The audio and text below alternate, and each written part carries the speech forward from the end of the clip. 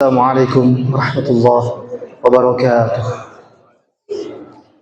الحمد لله رب العالمين والذي أنزل السكينة في قلوب المؤمنين يزدادوا إيمانا مع إيمانهم. أشهد أن لا إله إلا الله وحده لا شريك له وأشهد أن محمدا عبده ورسوله المبعوث رحمة للعالمين. اللهم صل وسلم وبارك على سيدنا محمد وعلى آله وأصحابه ومن تبعهم بإحسان إلى يوم الدين. قال الله تعالى في كتابه الكريم: أعوذ بالله من الشيطان الرجيم. بسم الله الرحمن الرحيم. إنا أنزلناه في ليلة القدر. صدق الله العظيم. Ma'asyiral muslimin jamaah tarawih rahimakumullah. Alhamdulillah, senantiasa kita bersyukur dengan memuji dan memuja kehadirat Allah Subhanahu wa taala.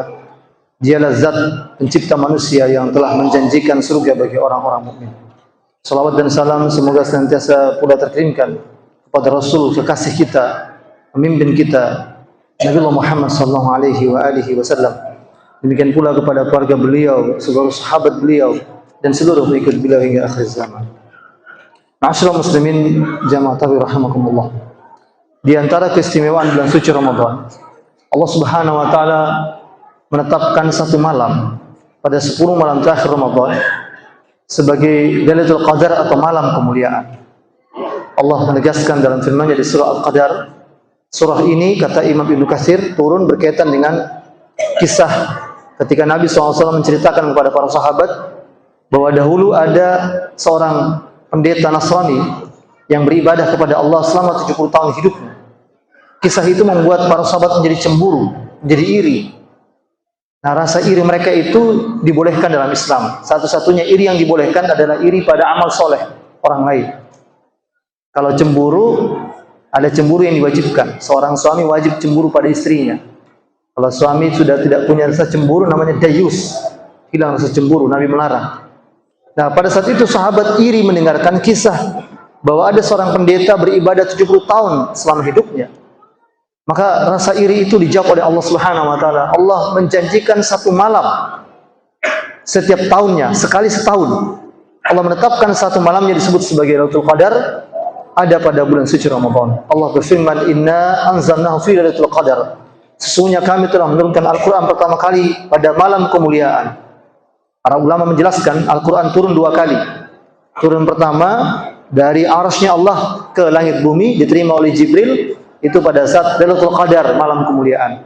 Turun yang kedua dari langit bumi diterima oleh Nabi di Gua Hira, dibawa oleh Jibril, itu terjadi pada malam 17 Ramadan. Kemudian Allah melanjutkan, "Wa ma adraka ma Lailatul Qadar." Dan tahukah kalian apa itu malam kemuliaan? Lailatul Qadar khairum min alfi syahr. Malam kemuliaan itu, kata Allah, lebih baik daripada 1000 bulan. Para ulama menjelaskan bahwa siapa yang beribadah malam itu, beramal soleh malam itu, maka pahalanya lebih baik daripada ibadah amal soleh 1000 bulan lamanya. Kemudian tanazzalul malaikatu wa rufiha. Pada malam itu, kata Allah, turunlah seluruh malaikat dan juga Jibril. Nah, malaikat nanti ketika Lailatul Qadar, malaikat akan turun ke muka bumi dan bumi ini sesak, penuh sesak dengan malaikat. Dan jumlah malaikat jamaah Allah tidak terhitung jumlahnya. Manusia saja jumlahnya 7 miliar katanya ya. Itu sudah padat sekali. Tadi saya dapat macet di Perintis sebelum ke sini. Itu baru 7 miliar jumlah manusia, belum penuh ini bumi, tapi sudah padat sekali, luar biasa. Nah, bagaimana dengan malaikat? Malaikat jumlahnya sangat banyak. Quran menceritakan wassafatis saffa, dan demi malaikat yang bersaf-saf di langit. Kata para ulama, langit ini penuh dengan malaikat yang bersaf-saf. Dan langit itu jumlahnya berapa? 7 samawat, 7 lapis langit, semuanya penuh malaikat. Nah, pada saat Lailatul Qadar itu suruh malaikat turun ke muka bumi, termasuk Jibril alaihissalam. Ya, untuk apa mereka turun ke muka bumi? Bi'izni rabbihim min kulli amr. Dengan izin Tuhannya mereka mengatur seluruh urusan dalam kehidupan bumi. Ya, di antara malaikat ada yang ditugaskan untuk bagi rezeki, ada yang ditugaskan untuk menyembuhkan penyakit manusia, ada yang ditugaskan untuk mendoakan orang mukmin. Mereka turun ke muka bumi untuk mengatur seluruh urusan kehidupan. Salamun hiya hatta matla'il fajar. Kata Allah, pada malam itu penuh keselamatan sampai dengan terbitnya fajar. Nah, sekarang pertanyaannya, kapan terjadi Lailatul Qadar? Nabi sebutkan dalam banyak hadis yang sahih riwayat Bukhari Muslim, fi ashri awakhir min Ramadan min lailal witran. Lailatul Qadar itu ada pada 10 malam terakhir Ramadan, khususnya pada malam yang ganjil. 21, 23, 25, 27 atau 29. Sehingga mayoritas ulama berpendapat Lailatul Qadar itu ada pada malam ganjil. Tapi Imam Ibn Hazm mengatakan Lailatul Qadar itu bisa ada pada malam yang genap. 22, 24, 26, 28 dan 30. Jadi intinya 10 malam terakhir Ramadan. Karena itulah jamaah rahimakumullah, pada zaman Nabi kaum muslimin mengerjakan i'tikaf pada 10 hari terakhir bulan suci Ramadan. Pada zaman Nabi masjidnya bertambah ramai. Ketika sudah masuk 10 hari terakhir Ramadan, masjidnya bertambah ramai, pasarnya menjadi sunyi, jalannya juga menjadi sunyi. Nah, ini bedanya sama kita sekarang. Kalau kita sekarang justru 10 hari terakhir Ramadan, masjidnya bertambah sunyi. Bahkan di masjid-masjid terjadi kemajuan karena shopnya tambah maju, itu namanya kemajuan. Kemudian jalanannya tambah ramai dan pasar-pasarnya tambah ramai pula. Jamaah rahimakumullah, sehingga wajar kalau ada yang mengatakan kita sama Nabi cuma beda sedikit. Nabi dulu sedikit makan, kalau kita sedikit-sedikit makan. Ini habis tarawih ini mungkin ada siska ya, sisa pak buka, siska. Itu kita eksekusi lagi tuh, siska alias sisa pak buka. Itu jadi kau tahu karena pengalaman dulu gitu. Jadi Nabi itu sedikit makan dan kita sedikit-sedikit makan. Nabi sedikit tidur, kita sedikit-sedikit tidur. Jadi beda kita sama Nabi katanya cuma sedikit. Nah, jamaah rahmatullah, karena itulah Nabi mencontohkan kata Aisyah radhiyallahu anha, karena Nabi sallallahu alaihi wasallam ya'takifu fi ashr awakhir Ramadan. Adalah Nabi sallallahu alaihi wasallam mengerjakan i'tikaf pada 10 hari terakhir bulan suci Ramadan. Ya, karena itu sunnah muakkad, sangat dianjurkan setiap muslim untuk mengerjakan i'tikaf di masjid pada 10 hari terakhir bulan suci Ramadan. Adapun para wanita, para ulama menyatakan para wanita dikasih pilihan. Boleh i'tikaf di rumah, boleh i'tikaf di masjid. Imam Malik, Imam Abu Hanifah mengatakan i'tikafnya wanita di masjid, di rumah itu juga tetap sah. Ya, tetapi untuk laki-laki para ulama sepakat tidak dikatakan i'tikaf kecuali dikerjakannya di masjid. Karena kalau di rumah saya khawatir Pak, bukan i'tikaf tapi istrikaf, ya, istrinya didekap. Nah itu jamaah rahimahullah. Nah, meskipun kalau saya lihat di sini jamaah kita ini ya mungkin ada ya 1-2, tapi saya lihat kebanyakan pengantin sudah tidak ada pengantin baru ya. Kebanyakan jamaah kita ini sudah pengantin lama, bahkan mungkin ada yang sudah kadaluarsa barangkali. Nah, jamaah rahimahullah jadi gitu. Jadi i'tikafnya dikerjakan di masjid. Maka bagaimana caranya i'tikaf? Bagaimana rukunnya? Para ulama menyebutkan rukun i'tikaf dan syaratnya. Ya, syaratnya tentu hanya bagi mereka yang akil balik, kemudian suci dari hadas besar. Tidak boleh bagi mereka yang sedang haid nifas. Karena Allah melarang perempuan haid nifas, orang junub berdiam dalam masjid.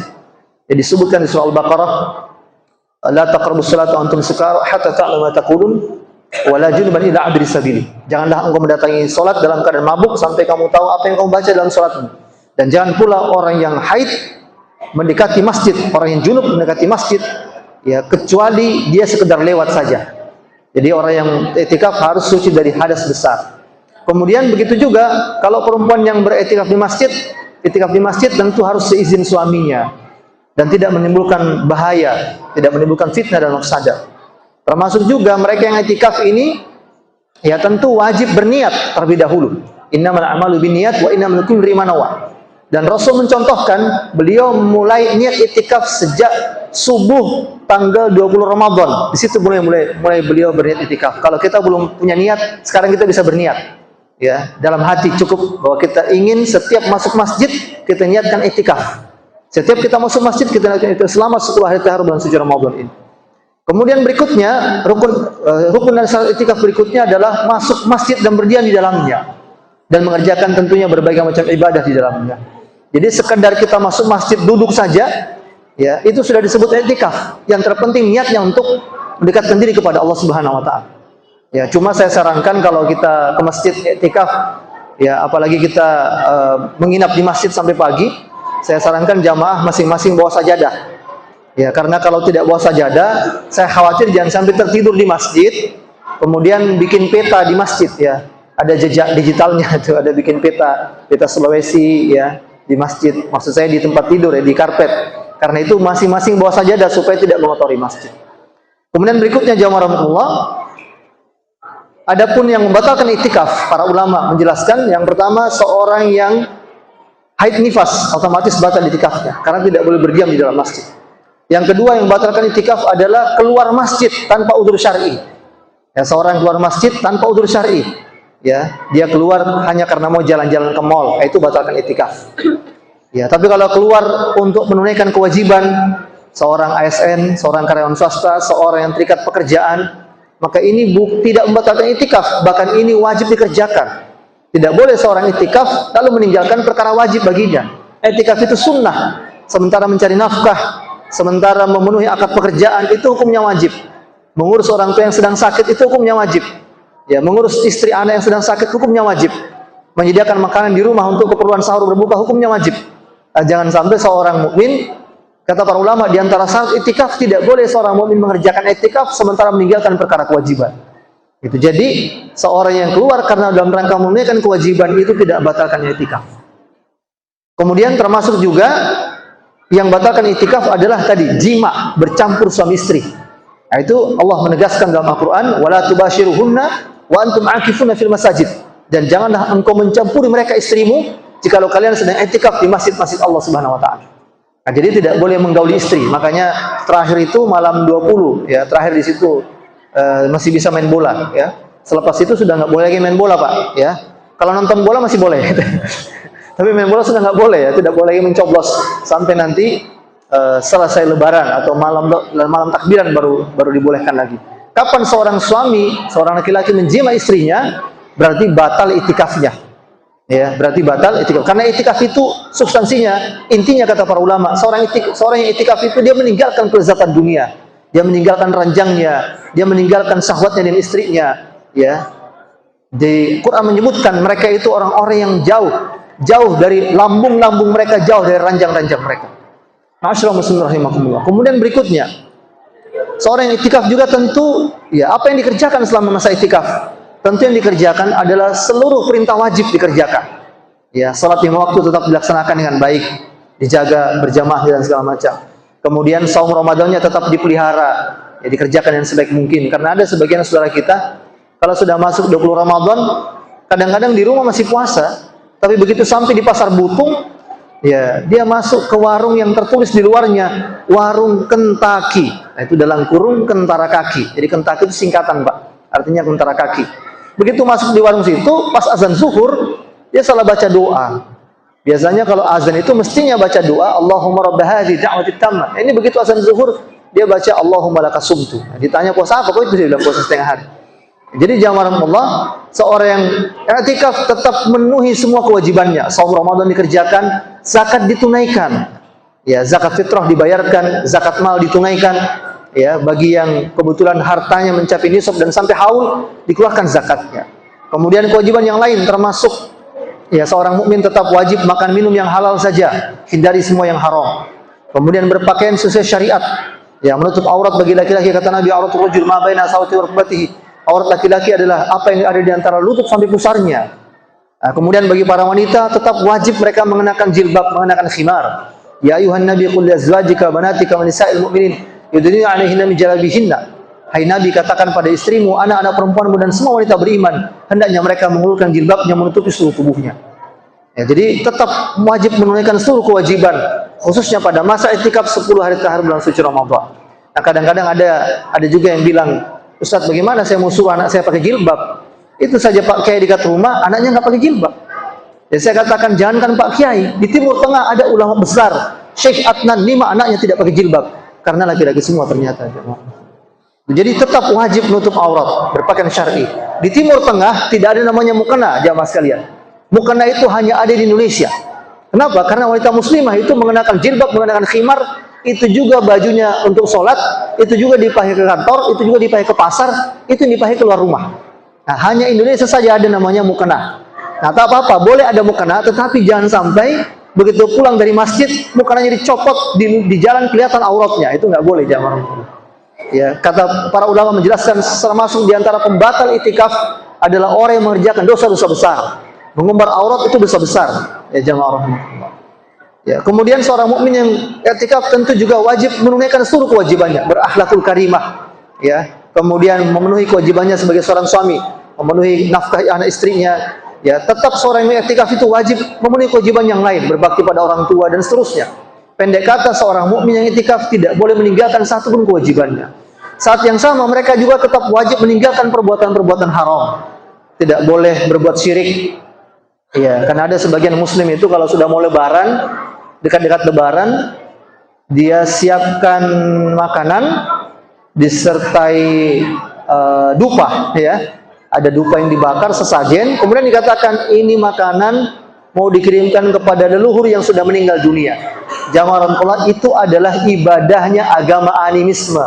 Nenek moyang kita dulu di tanah Sulawesi itu agama animisme, menyembah roh. Ya, menyembah roh. Makanya ada kepercayaan macam-macam di masyarakat. Ada buaya, ya, di mana Pak buayanya itu? Buayanya disangka saudara gitu kan. Buayanya disangka bisa datangkan bala. Padahal itu tipu daya syaitan, jamaah rahmatullah. Jin masuk ke dalam pohon, pohonnya bicara disangka Tuhan. Jin masuk ke dalam batu, batunya bicara disangka keramat. Jin naik ke atas punggungnya buaya, buayanya bicara disangka ini buaya keramat, ya, disangka Tuhan. Padahal semuanya itu bukan Tuhan, melainkan semuanya itu adalah Tuhan, Tuhan, Tuhan itu, jamaah rahmatullah. Quran melarang itu di surah Al-Jin ayat 6. Ada namanya surah Al-Jin. Surah Al-Jin, surah khusus tentang jin. Itu Allah menyebutkan, wa annahum kana rijalun minal insi ya'udzuuna birijali minal jinni fazadahum rahaqa. Dan ada sebagian laki-laki dari bangsa manusia meminta perlindungan kepada sebagian laki-laki dari bangsa jin, dan bangsa jin itu membuat mereka bertambah sesat. Nah, jadi jamaah rahmatullah, orang yang i'tikaf tinggalkan dosa syirik. Ya, tidak boleh mengirim sesajen makanan segala macam.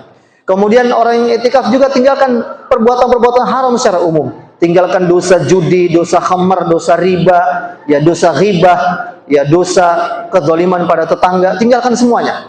Ya, Ustaz, saya masih ada utang riba, saya masih ada utang di bank, saya masih ada utang di pembiayaan, mobil saya masih dicicil segala macam. Ya, cepat-cepat lunasi. Ramadan ini kesempatan taubat dan nasuha. Minta pada Allah Subhanahu wa taala supaya dilapangkan rezekinya dan segera bisa lunasi utang ribanya. Ya, apalagi hari-hari ini hari-hari yang mustajab berdoa. 10 hari terakhir, sepertiga malam akhir, termasuk hari Jumat sore seperti tadi sebelum maghrib, itu waktu mustajab berdoa kepada Allah SWT. Ya, kemudian kalau Jumat jangan lupa banyak baca sholawat pada Nabi. Ya, kemudian jangan lupa juga baca surat Al-Kahfi. Sudah saya amalkan semua, Ustaz. Saya belum bisa lunasi utang saya. Coba baca surat Yasin. Sudah saya amalkan juga, tetap nggak bisa. Coba buka lemari baju, ambil surat tanah. Nah, itu mungkin bisa Pak lunasi utangnya. Ya, karena tadi surat Al-Kahfi sama surat Yasin tak mempan, ya. Kalau surat tanah mungkin bisa itu, ya. Kalau dijual tanahnya, ya itu bisa lunasi utang. Jamaah rahmatullah, semua kemaksiatan dihindari. Ya, yang korupsi harus tobat nasuha. Harta korupsinya kembalikan ke negara. Ya, karena sekarang ini Pak, jamaah rahmatullah, mungkin kalau Ramadan korupsinya berhenti. Tapi kalau selesai Ramadan, masya Allah, hampir semua proyek dikorupsi. Ya, jalan poros, ya, jalan raya, cuma jalan kotek saja yang nggak dikorupsi, jamaah rahmatullah, ya. Kemudian apalagi tindakan gulul, kecurangan. Allah melarang. Wa may yaghlul ya'ti bima ghalla yaumil qiyamah. Barang siapa berbuat curang kata Allah, maka di hari kiamat nanti dia akan pikul kecurangannya. Pertamax campur pertalite, itu kecurangan, gulul. Ya, minyak kita dikurangi timbangannya, itu namanya perbuatan gulul, perbuatan kecurangan. Orang mukmin yang i'tikaf harus meninggalkan semua dosa-dosa besar dan harus menunaikan semua kewajiban. Kapan dia melanggar itu, maka i'tikafnya batal, kata para ulama. Kemudian berikutnya, seorang i'tikaf tentu juga memperbanyak amalan sunnah. Selama i'tikaf, kita mengerjakan sholat-sholat sunnah semuanya. Rawatib, sholat duha, yang paling penting sholat malam, sholat tarwih, sholat tahajud. Ya, berapa rakaat Ustaz? Ada beda pendapat ulama. Abu Hanifah membatasi hanya 11 rakaat. Sementara ulama lain mengatakan tidak dibatasi jumlah rakaatnya, berapa saja. Imam Malik menganjurkan dengan 43 rakaat. Imam Syafi'i menganjurkan dengan 23 rakaat. Imam Ahmad mengatakan sebanyak-banyaknya. Ya, tapi disebut dalam satu hadis, Nabi menjelaskan bahwa yang paling afdal itu adalah sholat yang lama berdirinya. Nah, Nabi mencontohkan seperti itu. Nabi kalau sholat tarawih sendirian, sholat tahajud sendirian, itu rokaatnya pendek, hanya 11 rokaat plus witir. Tapi bacaan surahnya panjang. Sebaliknya ketika Nabi sholat tarawih berjamaah sama sahabat, rokaatnya panjang 20 rokaat plus witir 3 rokaat, 23 rokaat. Tapi bacanya pendek. Kesimpulannya, kalau berjamaah, rokaatnya pendek, bacanya panjang. Kalau sholat sendirian, rokaatnya pendek, bacanya panjang. Kalau kita biasanya suka yang serba pendek, Pak, ya. Rokaatnya pendek, bacanya juga pendek. Nggak apa-apa, Pak, yang penting dikerjakan, ya. Jamaah rahimakumullah. Kemudian apa lagi? Selama i'tikaf, perbanyak doa kepada Allah. Nabi mengajarkan pada Aisyah, kalau i'tikaf kamu, banyaklah baca doa. Allahumma innaka afuwun tuhibbul afwa fa'fu anni. Ya Allah, sesungguhnya Engkau pemberi maaf. Engkau cinta orang-orang yang minta maaf, maka maafkanlah kesalahanku. Banyak kita berzikir pada Allah, banyak kita istighfar mohon ampun kepada Allah. Allah menyebutkan wal mustaghfirina bil ashar. Orang-orang bertakwa itu mereka orang-orang istighfar di waktu sahur. Kemudian yang tidak kalah penting, selama i'tikaf kita juga banyak muhasabah diri kita, banyak bertaubat, banyak menangisi dosa kita kepada Allah, dosa kita kepada sesama. Ya. Kemudian yang tidak kalah penting, selama i'tikaf kita juga hendaknya banyak ya mentadaburi Quran, ya mengkaji Al-Qur'anul Karim. Termasuk kita boleh memperbanyak sedekah. Misal kita jadwal, saya siapkan dana 1 juta. Nah, maka tiap malam selama 10 malam ini 100.000 kita keluarkan baik ke fakir miskin, baik ke masjid dan segala macam. Itu jadi bisa diatur seperti itu. Jadi intinya jamaah selama 10 hari ini kita sungguh-sungguh setiap datang masjid kita tarawih berjamaah salat niatkan i'tikaf. Nanti mungkin pulang dulu makan istirahat, balik lagi kita jam 3 atau jam setengah 3 atau jam 2 tahajud, kita niatkan lagi i'tikaf. Begitu seterusnya. Kalau itu kita kerjakan selama 10 hari terakhir, maka hampir pasti Pak, kita akan mendapatkan keberkahan Lailatul Qadar. Ma'asyiral muslimin rahimakumullah. Setelah itu, selanjutnya setelah berlalu bulan suci Ramadan, tugas kita adalah tentu kita wajib untuk senantiasa menjaga ketaatan kita kepada Allah Subhanahu wa taala. Karena sekarang kita lihat fenomenanya di masyarakat. Kalau Ramadan semua pada taubat. Artis taubat, preman pensiun, bahkan bencong taubat kalau Ramadan, Pak. Gitu. Tapi kalau selepas Ramadan maksiat kembali, ya merajalela kembali. Kalau Ramadan pelacuran ditutup, diskotik ditutup, pabrik bir ada di Tangerang Banten, pabrik bir Bintang ditutup kalau Ramadan, ya ditutup pabriknya, dibuka masjidnya, ada masjidnya di kompleks pabrik itu, ya dipakai sholat taraweh, ya. Dan uniknya itu masjidnya juga namanya Masjid Albir jamaah rahmatullah ya. Jadi pabrik bir Masjid Albir namanya. Itu. Kalau Ramadan dibuka masjidnya itu pabriknya. Tapi selesai Ramadan semua tempat masjid itu dibuka kembali jamaah rahmatullah. Mengapa ini bisa terjadi? Kata Imam Al-Ghazali, itulah gunanya tugasnya negara. Negara wajib menjaga agama dengan menerapkan syariat Islam dalam seluruh urusan kehidupan masyarakat. Sekarang masalahnya syariat Islam belum terlaksana. Lalu apa solusinya? Solusinya selepas Ramadan kita wajib istiqomah. Apa itu istiqomah? Konsisten, terus menerus menjaga iman kita, menjaga amal soleh kita, menjaga takwa kita kepada Allah Subhanahu wa taala. Ada yang mengatakan, Ustaz, sekarang ini istiqomah sangat berat karena godaan dunia, godaan harta, tahta, wanita, macam-macam. Saya katakan betul, ya istiqomah itu pasti berat karena kalau ringan namanya istirahat. Subhanakallahumma bihamdik, asyhadu an la ilaha illa anta wa nastaghfiruka wa atubu ilaik wa akhiru da'wana alhamdulillahi rabbil alamin wa minkum. Wassalamu alaikum warahmatullahi wabarakatuh.